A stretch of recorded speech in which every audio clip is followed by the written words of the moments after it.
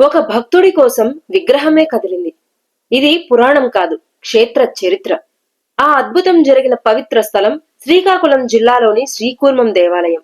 దశావతారాల్లో రెండవ అవతారం కూర్మావతారం. సముద్ర మథనంలో మందర పర్వతాన్ని మోసి లోకాలను స్థిరపరిచిన ఆ మహావిష్ణువు తెలుగు నేలపై వెలసిన అద్భుతం ఈ క్షేత్రం. కాని ఇక్కడ ఒక విచిత్రం జరిగింది. ఆలయంలోని స్వయంభూ విగ్రహం తాబేలు ఆకారంలో ఉండటంతో అది శివలింగమని భావించి అందరూ శివుడిగానే పూజించేవారు. అప్పుడే అక్కడికి వచ్చారు శ్రీ రామానుజాచార్యులు. ఇది లింగం కాదు, సాక్షాత్తు కూర్మనాథ స్వామి అని ఆయన నిరూపించారు. అది ఎలాగో తెలుసా?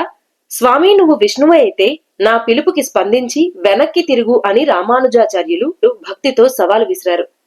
ఆయన భక్తికి మెచ్చి తూర్పు వైపు ఉన్న స్వామి పడమర వైపున ఉన్న రామానుజుల వైపు 180 డిగ్రీలు తిరిగారు.